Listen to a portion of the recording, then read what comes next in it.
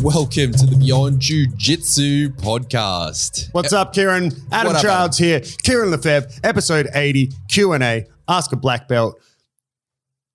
Yeah. I thought you were stopping the recording. No. I saw you pressing some buttons and I was would do that to you, man. That was an awesome intro. I was like, oh. The one time you do a good intro I was like, and you fuck it. I looked over and I thought you were stopping it and I was like, wow. I was like, he was just like, you can fuck off. Stop the recording. We got to talk.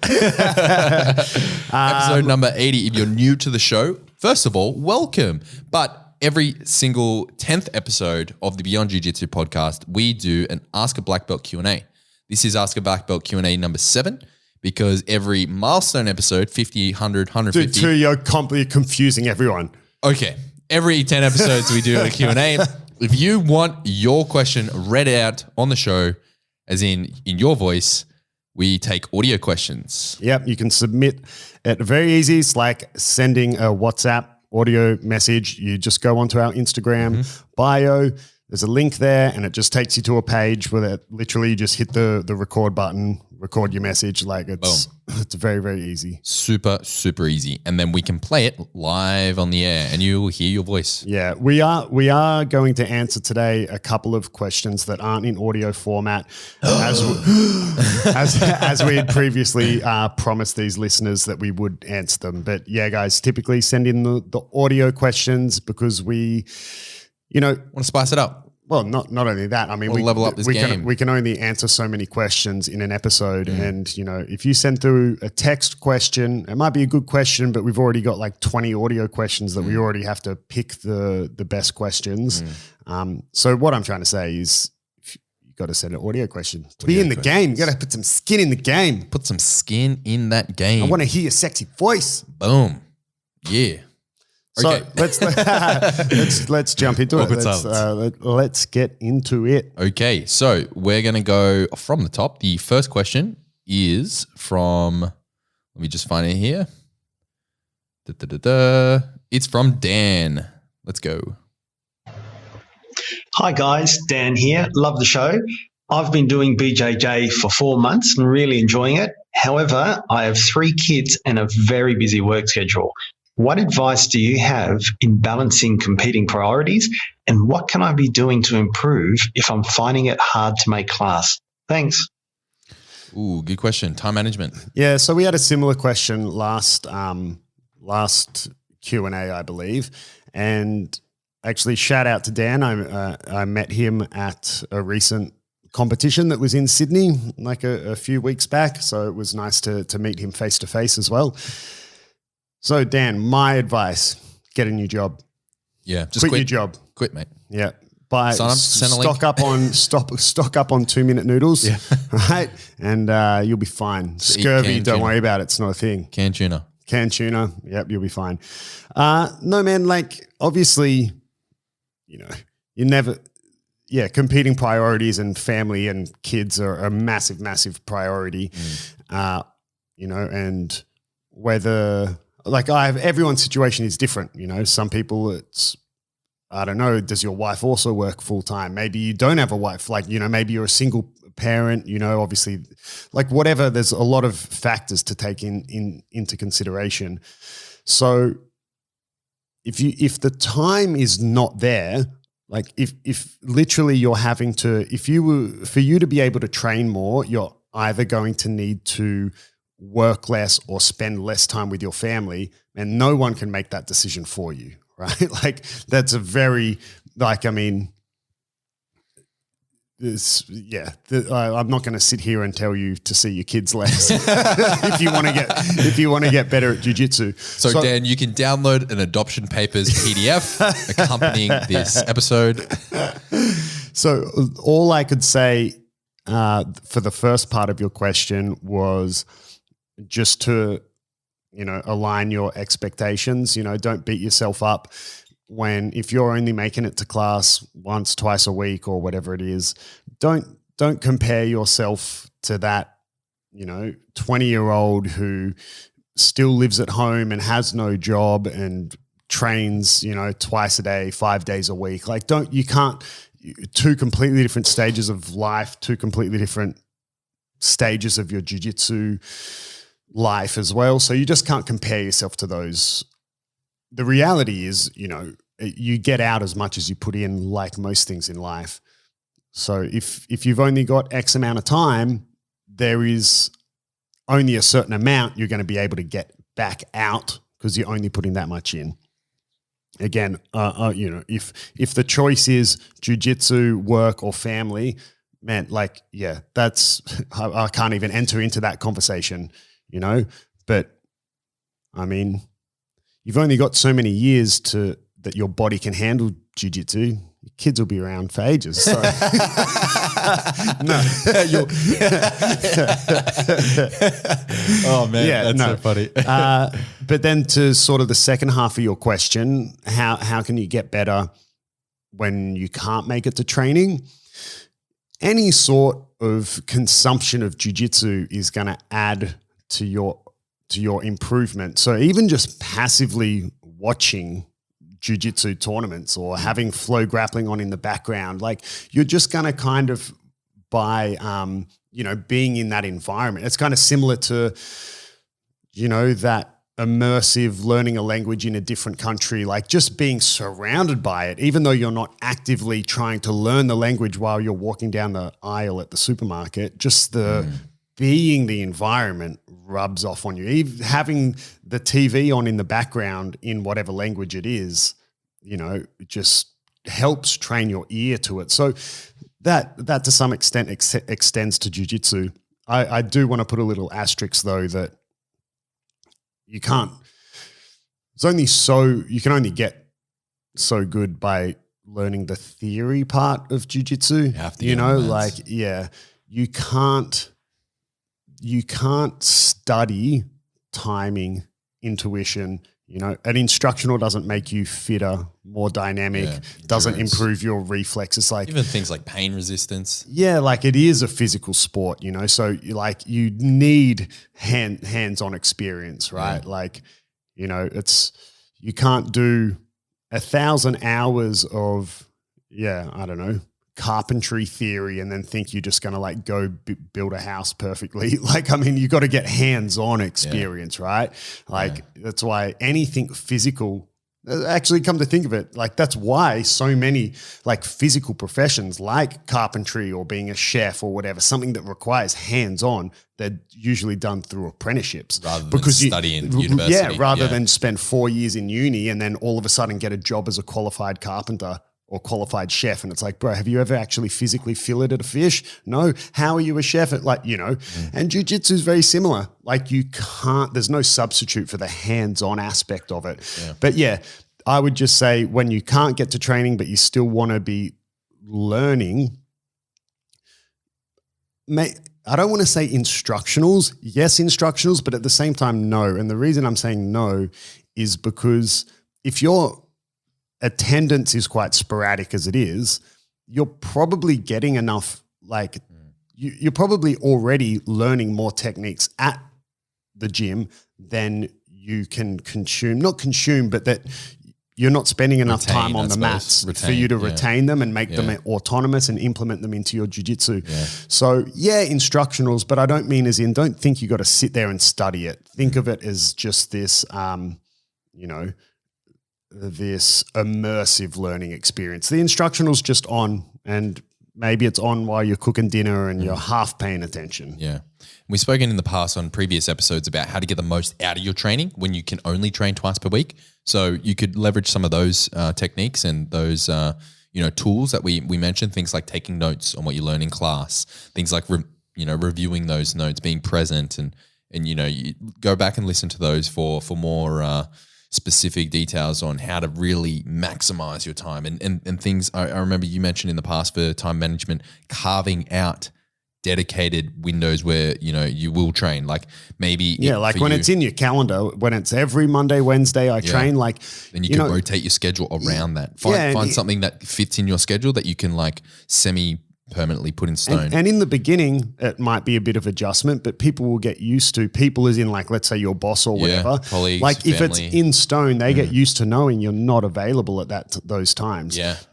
I know it's very different, but there's a lot of like the area that our gym it's a very Jewish area.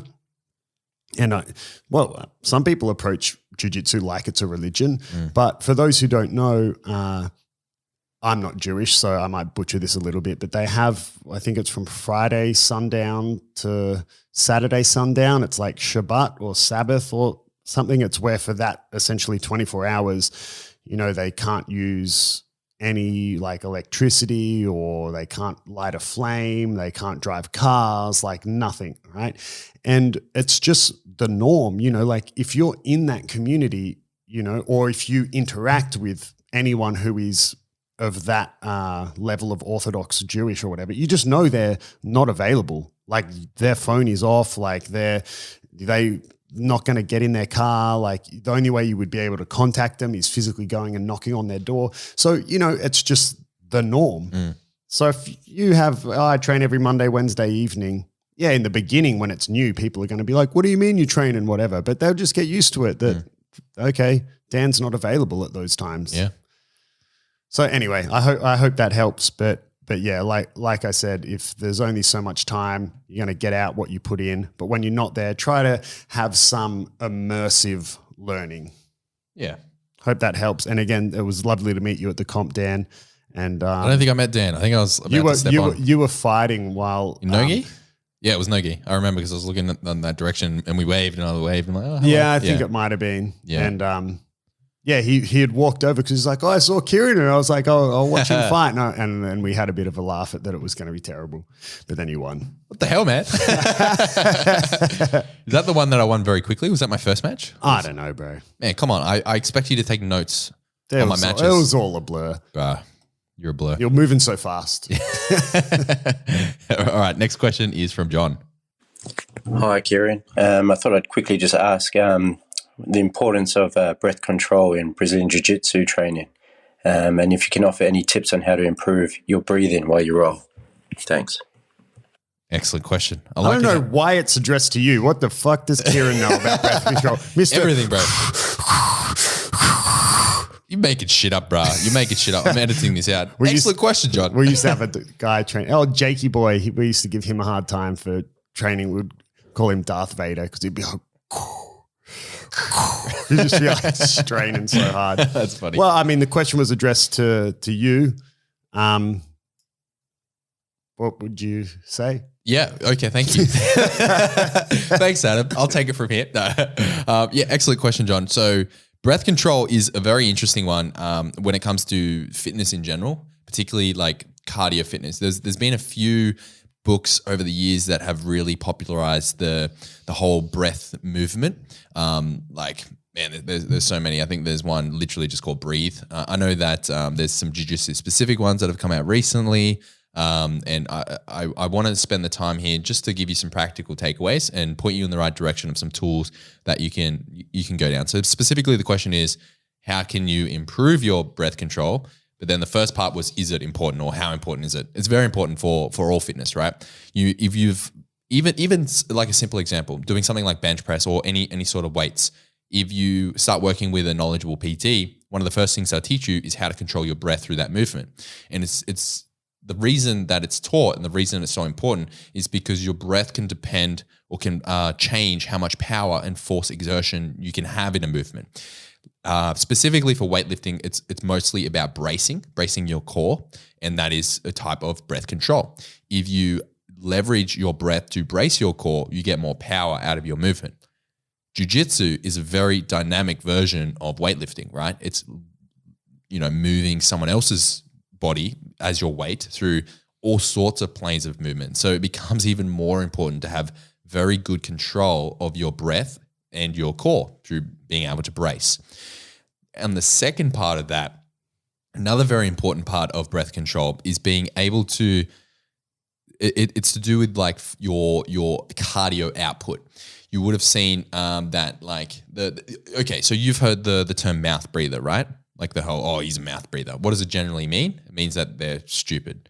The reason, like a mouth breather is someone that's they're a window licker, right? They're dumb, right? So the reason that is a saying is because it's true. Like if you breathe predominantly through your mouth, it doesn't supply as much oxygen to your brain. And there's a whole bunch of other reasons, like it doesn't cool down the breath as effectively. You lose cardio output. There's many different reasons. And it also has to do with breath capacity. So putting all that together with theory, this is what I recommend you do to look into it. For a very easily consumable breath practice, I would point you directly toward Wim Hof. Wim Hof is he's infamous at this point. He's incredibly popular, particularly the last 5 years. His popularity has exploded. He's got, I think his book is called Iceman. But if you just want, okay, cool, how do I start getting better at breath control and breath retention and things like that? Firstly, understand how to brace. And to do that, there's plenty of videos online. Just look at basic weightlifting bracing. That's going to teach you how to control your breath in a bracing format. Always breathe through your nose. That is a given if you can, particularly when you are very fatigued. It's going to help. And third is look toward Wim Hof. He's got an app. I've used it myself. It's pretty decent if you want to learn how to do breath control. If you don't want to pay for his app because it's a small subscription, he's got a free version, but it's not as good. Then you can look at just Google apnea training because it's pretty much the same thing. Apnea training is a type of breath hold training that freedivers use. And it basically is a table it takes you through a breathwork exercise where you progressively hold your breath longer and longer and longer. And you repeat that, however often you decide to do the exercise, maybe once every second day, twice a week, every day, whatever.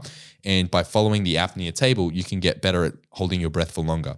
The reason that this is important is because for jiu-jitsu specifically, one, it's going to improve your cardio output. Two, it's going to improve the amount of red blood cells that are supplied in your body.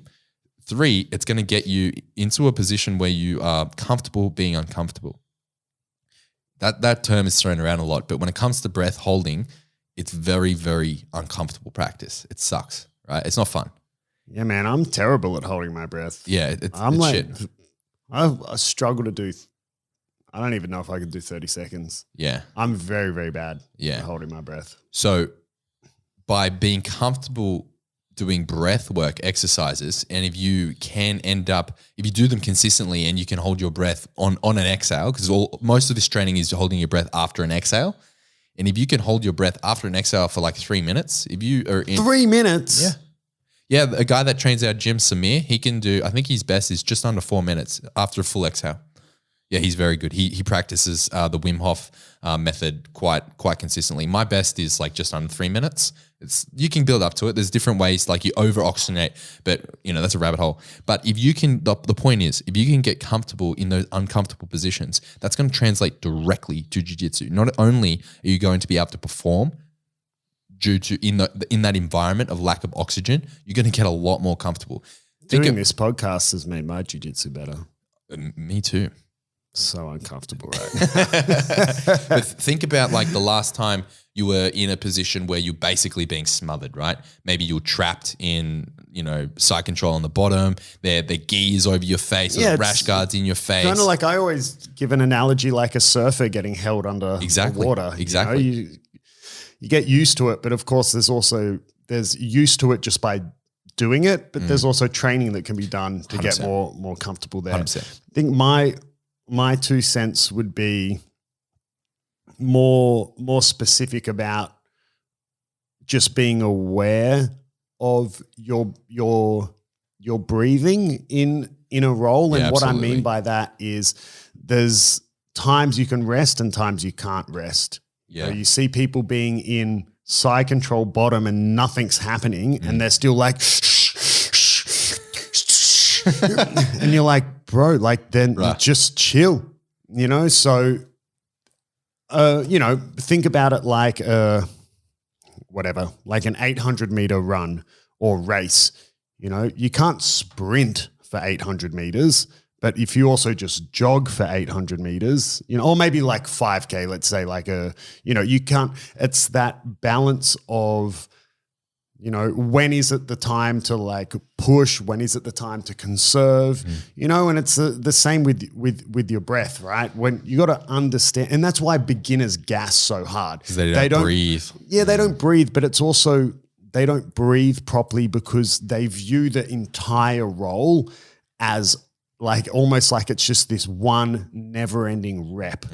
It's not, there's multiple reps and you need to breathe in between your reps, right? Absolutely. So the beginners tend to gas because they don't realize when is it a time that they can be like, okay, like they can not rest because it's still an active engagement taking place, but when can I take a second to, I'm not doing a rep. Think about it. I don't know. Yeah, it's like the top of a squat, right? Like let's say you're doing squat reps. Okay, yeah, I'm standing. It's like I'm resting, but I mean, I'm still holding a freaking barbell across my back. So, I'm still engaged in the exercise, but I'm not going to stand there in between reps going, Just blew out everyone's ears. like I'm just going to be standing there being like, okay, you can take a sec and then brace and then you go for your second rep. And rolling's the same. There's time that you can be resting and, and that's where a lot of the breathing goes wrong and that people like literally hold their breath. Like you find a lot of the time, like in jiu-jitsu specifically, that's why a lot of like upper belts giving advice, just breathe, don't forget to breathe, because you get so engrossed mentally in what you're doing, you fucking start holding your breath, you forget. And people actually hold their breath when they're doing like work as well, like at a computer. Unconsciously, you'll be holding your breath. You shouldn't be holding your breath. You should have a very slow, considered breath. But when you're deep immersed in work, if you catch yourself, you're like, holy fuck, I'm holding my breath, and I'll be holding my breath for like 20 seconds. Why? Yeah. Now, I will point you toward another book that I recommend to anyone that's looking into breath work in general and the advantage of oxygen. It's called The Oxygen Advantage by Patrick McKeown. Very, very excellent book. Just give it a Google. It's worth reading. I read it a few years ago, and it's still changed the way that I approach breath work and just every day. It's not necessarily like Wim Hof in terms of like breath work exercises, but it does have plenty in there. But it talks about the power of breath work and how different breathing just throughout your everyday life or in exercise can affect your performance. So definitely look at The Oxygen Advantage to start. Look at Wim Hof, always a good reference. And those two should put you down the right path. All right. Awesome. So next we have two questions that we, as Adam mentioned in the introduction, that we promised that we would answer prior to us going over to audio format. So we're going to address those two text questions. Yes. So the first question we have from S. So she's asked what to do if your head coach won't roll with women. It's like an unspoken rule. Excuse me. It's like an unspoken rule at our gym. It's a bit hard as a new blue belt, feeling like your promotion was justified if you've never even rolled with your coach. And then a tag on also, I feel like I'm at a disadvantage to the guys that I train with.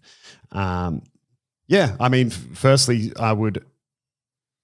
I get that feeling, if you're not getting to roll with your coach. I don't think she meant disadvantaged as in girl versus guy. I think she meant, I feel like I'm at I'm getting the short straw because I never get to roll with my coach and get that, they have the advantage of rolling with the coach. So what to do? It's crazy.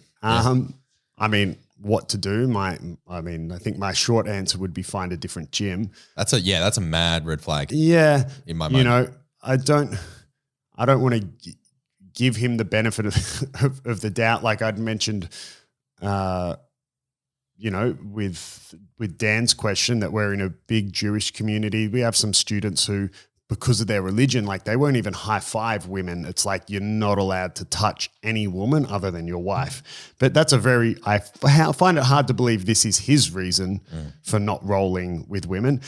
Unfortunately, I don't really have a lot of advice because I find it rather mind-boggling. Like I roll with all my students, all sexes, all ages. Like I roll with the 4-year-old kids and I've got one 65-year-old guy who we roll together and do privates together. Like I got girl students, guy students. I roll with everyone, and it's a way that not only am I able to help them, but also for me, I want to be able to to feel where they're at. Yeah, I can kind of judge their progress and help them by watching them roll. Of course I can, and watching them drill and just participate in jiu-jitsu as a whole. But I also want to be able to feel like, you know, how tight is that, you know, arm bar, or how good is that pressure, or, you know, things that you need to feel like their timing and their grip strength and whatever it is. So I don't know, like I wish I had better advice. I think I've never really heard that. I've really never heard of a coach like having this unspoken rule that he doesn't roll with women. I mean, I definitely know of instructors who don't roll at all, which I also think is a bad thing. You know, I think instructors that it's kind of like getting one of those fat, overweight personal trainers. Oh. You know, I'm not going to say they can't be knowledgeable, but at the same time, it's like, well, you kind of want to like practice what you preach sort of thing, you know? So instructors that don't roll at all, I think's weird. I wouldn't train at that gym. Yeah. Yeah. If if the instructor didn't roll at all, I would be fucking out the door. But also but not rolling with women. Yeah, in weird. the context like, of this person, yeah, this is kind of like the instructor not rolling at all, because they're not rolling at all with them, with like a category. That's a fucking massive red flag. You have to ask yourself, well, what I'm asking, the question that comes to mind is why? What is the reason? Yeah, that's more the question I have, really. Why? I think unfortunately we need more information. We need to send back a question to you. Like why? I mean, if you're asking us, it makes me think that surely you've asked some of your training partners. If it's this unspoken rule, like why? Is it, I don't know, does the head instructor have an abusive wife that is like, doesn't let him roll with other women, you know? Maybe, yeah, that could be a reason. You know? Maybe it's a jealousy thing, and you know, for someone that doesn't understand jiu-jitsu. Yeah. But then again, if you're a black belt and you have a gym and your partner doesn't understand jiu-jitsu enough to... That's a red flag for him. Yeah. You know, he's got plenty of red flags on his own. Like there's so many questions. There's more questions than answers in this. I mean, but I definitely wanted to bring it up because it's an interesting question. That's fascinating. Like I said, I apologized for not having a great answer because, like you said, it's brought up more questions. Well, what would than you answers. do in this? Like scenario? just purely on this information, and it's end of conversation, and there's no more information being given or exchanged. Like if just all the information that you have is instructor doesn't roll with women, and that's all you have, I would be like, that's weird. Why? Train somewhere else. Like it doesn't, it doesn't make sense. Like, okay, what if that's the only gym in the area? Leaving's not an option. I don't know, man. Then have the conversation, because I mean, it's just if that's all the information you have, and I'm not able to get more information, it is hard to go anywhere other than, well, that's sexist. Yes, right, 100%. So, I mean, I know it's two different things, but imagine if we were having this same conversation and it was like, oh, this instructor refuses, like. It's like an unspoken rule. He doesn't roll with any of the any Asians or something like. Yeah, exactly. Right? Yeah, you'd be like, what the fuck? I know race and sex are different. I mean, the point I'm making is It's classifying a group and excluding them. Yeah, it's excluding an entire group of people. I can't. Yeah, but like I said, the more I'm sitting here thinking about it, the more I'm going, why? Well, I actually want to know more. Yeah. Why? Yeah, like, if the instructor is thinking like, they might hurt them or something, then if your black belt instructor can't temper their applied technique and their strength for a roll, then what the hell? That's a problem. I mean, I'm 100 kilos and I roll with 4-year-olds. Yeah, exactly. Like, I mean, most of them don't come back. But most of them don't survive. I would be interested to see if post listening to this episode, feel free to send through more information. Yeah. But I am interested to know. It's fascinating to know why, and maybe, like I said, if there's no more information, it's hard to get further than thinking that's sexist. There could be a very legitimate reason, logical explanation. Yeah.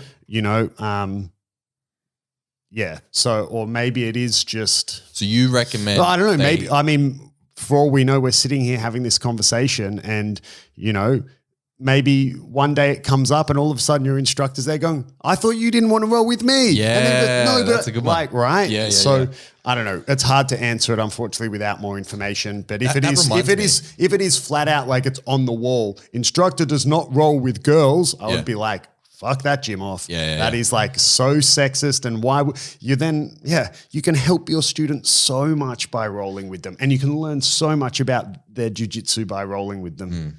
And help them specifically. And what you said before is like, if someone brought it up and then he's like, oh, hang on a minute, I thought it was on you. It could be that there's this really, really interesting study that was done with monkeys, right? Have you heard this about the trained behavior in monkeys? Let me just quickly explain it. It's very interesting, and it's literally what like the human version of what you were saying, right? So in this study, they had these monkeys in a cage, and with the rewards, the grapes. I'm not. I don't think there was rewards. I'll let you tell the story. Yeah. Just sit back. And strap shut up, yourself bro. in. Shut up. I'm going to summarize it. There's obviously more details. Okay, monkeys in a cage. There's like 20 monkeys or whatever in a cage, and they have this one part of the cage that it looks like you can get out. It's like a tunnel leading out of the cage. Anytime one of the monkeys went up the tunnel, all the monkeys would get sprayed with water. And they hated it, right? Monkeys don't like being sprayed with water. So then over time, the monkeys that were in the cage learned not to go up the tunnel because you get fucking sprayed, or go up to this particular section of the cage. Then they introduce a new monkey into the cage, and anytime the new monkey tried to go up to the tunnel, all the other monkeys would gang up on him. Stop him. Oh yeah, would bash him, thrash the crap out of this monkey because they're going to get them all sprayed, right? And then slowly but surely they kept replacing out the monkeys.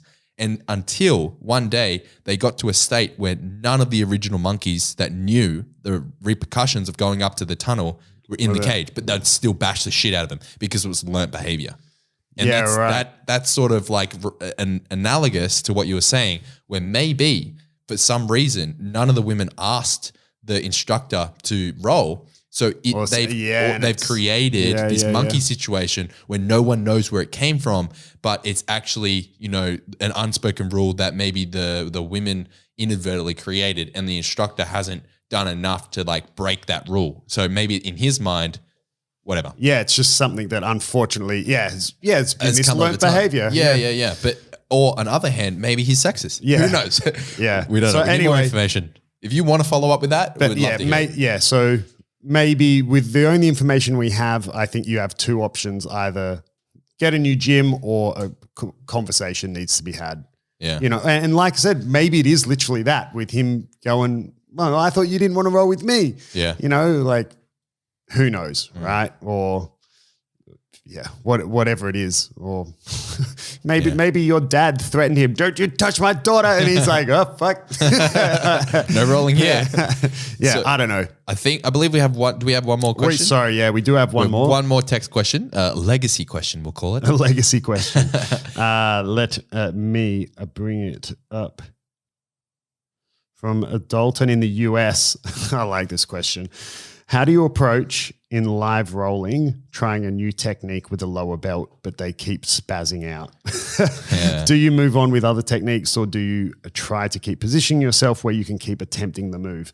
And I mean, it's quite a good question because you could do both of those things. And what is there's value in learning the ability to force something that you want regardless, but there's also value in learning when to cut your losses and take something else. Definitely trying new techniques on a lower belt is a good way to learn them. You could think about it like, if me doing a technique on another black belt is the equivalent of, deadlifting 100 kilos, right? Well, it'd be silly just to start with 100. You start with a 20 kilo deadlift. Like you work your way up to it. Deadlift start at 100. What are you talking about? Yeah. So, sometimes you get a new technique and it's more valuable as a black belt, to try it on lower belts and perfect it on, okay, I'm quite successful at doing it against blue belts, and now I'll try it on purple belts or whatever. It's like a rough, guideline. However, sometimes it depends on the technique. Like once you get to quite advanced techniques, they only work on upper belts because you need that reaction, right? Yeah, you need that more advanced chess game to play out. Think about very high-end grandmaster chess matches that require another grandmaster sitting across from you for it to get to that point where you would do said move. Yeah. Right. So sometimes it's impossible. Like take a brand new white belt and try to do any sort of like reverse De La Riva sweep or technique on them. You can't because they don't engage in reverse De La Riva. So that would require them to That would be in require reverse De them La Riva. to like go into that semi-Cossack squat position and engage in reverse De La Riva. I always tell my students that reverse De La Riva is not a guard you can forcibly keep people in. Yes. You can always back out of it. That creates other problems, Yeah. like lots of space for them to invert and whatever.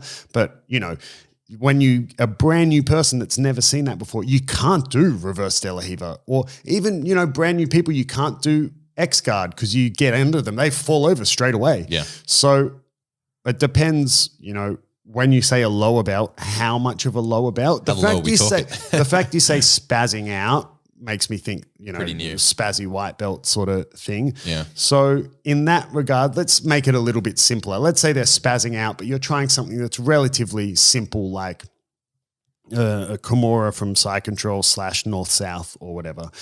Yeah, there's value in forcibly being able to get something against all odds, but there's also value in learning when to cut your losses, ditch the Kimura, take the back or something. So when there's no golden rule for whether you keep positioning yourself or move on, there's value in both, right? But just understand that some techniques won't be possible on lower belts, whether it's that they don't, the 20 steps of back and forth that need to happen to lead there aren't going to happen because the person doesn't know those 20 steps because they're not they haven't learnt enough, or they just don't understand the position. Like even myself, if I was rolling with another black belt who was a specialist in sort of like bolo and crab ride stuff, I can do bolos and crab rides, but it is not my area of expertise. I'm not going to defend and re-bolo and re-crab ride and do all these necessary steps for them to be able to do their crazy 50-step complicated bolo crab ride technique, because I'm not going to be able to give them what they need to do that. But then you put like, I don't know, Mikey Musameshi and Talis and Suarez together or something, or whoever, and it's going to happen. Yeah. Right. So anyway, just something to think about. There's value in moving on. There's value in forcibly pursuing it, but also understand that some stuff just won't be possible against certain belts. But there's definitely value in, if you're rolling with a lower belt, deciding beforehand or like mid-roll, I'm going to try to hit this move from this position. Yeah, I like often set do that. yourself Like, goals, yeah, right? that's more of a general, how can I get value out of training with a lower belt, yeah. So Just smash them. just smash them, bro. Yeah, I mean, sometimes that can be it. I sometimes give myself a little handicap, and we've done this in simulated competition training before, where I try to level the playing field. And so this is a training we do sometimes where, to try to make people put a lot into the roll, I'll put consequences. Essentially, if you lose the roll, it's 20 burpees or something like that, something that no one wants to do. Yeah. Right? Lose the roll, got to lick the mat. No, don't do that. You got to do your taxes. Yeah, no. So to level the playing field, I'll do like this. Okay, let's say you're a black belt, right? So it's black belt versus black belt. Well, it's simple. To win the roll, like let's say it's a 10-minute round. To win the roll, you need to win by one submission, right? In other words, it's One more than the other. one more than them. So if you sub them, if they sub you twice, but you sub them 3 times in the 10 minutes, you still won, right? I kind of do it like this. You each start the roll with 10 burpees each. And whenever you're one up on them, you've given them your 10 burpees. But if at the end of the roll it's a draw, you both do your 10, right? And I will caveat, if toward the end of the roll, you try and negotiate who's going to win and like you give it out, you both do 50. Yeah, there's no making deals under the table. I'm watching, right? But then I sometimes, and I do this sometimes just mentally without setting up this training, I'll give myself a handicap. I go, okay, well, if I'm against someone my level, another black belt, and I want to win, I want to submit them, right? or be one up on them. But then if I'm with a brown belt, I go, okay, well now I've got to submit them twice in the same amount of time. With a purple belt, I want to submit them 3 times. Blue belt, submit them 4 times. White belt, 5 times. Just as a very basic mathematical way of giving yourself a handicap. So if you're a purple belt, rolling with another purple belt, sub them once or one more time than they sub you, you could argue you won the roll. Give yourself a handicap to a blue belt, try something twice. And so this is a way that you can I do the same thing. Yeah. Yeah. In my But also sometimes you are. do something like, okay, man, oh my God, my half guard on this side is terrible. So I'm going to work on my half guard on this side. Yeah, 100%. One thing that I've been doing lately is deciding beforehand how many times I want to sub, particularly if they're quite new, a white belt, or like 3 times today. Sub them 3 times and then 3 for you, 3 for you, 2 for you, 4 for you. You're an asshole. Yeah. So I'll do. I'll set the amount of times, and then after that, I'll just take them as they come. I won't try and hunt for any specific submission. So I'm like, I'll go 3. One of them has to be an armbar. I'll get it, and then I'm like, okay, now I'm gonna like stop smashing them. I'm gonna I'm gonna stop being an asshole. And then if they piss me off, then I like do some. If they try wrist lock me, it's on. Oh yeah. If they go too hard, then it's fucking. I'm gonna sub you with a bloody knee ride or something. Get that knee on belly, son. Anyway, but I think that like I said, Dalton, it's a good question, but yeah, there's value in both, and just recognize if there's, depending on the technique and the skill level, some stuff just won't be possible. You won't get the reactions you need from them, and that's okay. Work on something else. So try and force the position until you can't. Is that like a? No, I mean, yeah, maybe that's not necessarily what I'm saying. There's value in. I wasn't even listening, bro. Where am I? What are we talking about? Who's Dalton? Awesome question. Thank you so much for everyone that submitted questions. And I really want to find out more information about this not rolling with women bullshit. Yeah, please follow up with that if you are listening. I hope you are. And also just a quick shout out to 2 of our listeners, Sean and Dan, who... they sent in through some suggestions, right? They sent through some suggestions that we listened to just before for episode 100. So if you have a suggestion for episode 100, we're going to try and do something special. The current one is that we both wear mankinis. We need something better. Oh, man. I don't want to get a wax. Yes. So awesome suggestions, like legitimately good suggestions from Dan and Sean. We're considering both of those.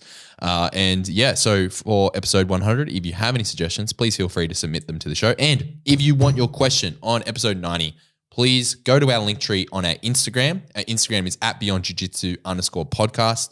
And the first link in our link tree, that's how you can submit an audio question. Yeah. And just before we leave, I had a rant. I'm not going to go on about it because we've run out of time. But if sorry, Matt Damon, we're out of time. For our more regular listeners, I'll just tell you the episode number, and you'll know. Yeah, if you know, you know. This is going to be this is like an Easter egg for people that are interested now. Episode 77. Yeah. Just look at the title. That is not the title that I gave that episode. Kieren changed the title. I have the power. And I'm so angry. If you know, you know. Until next time, guys.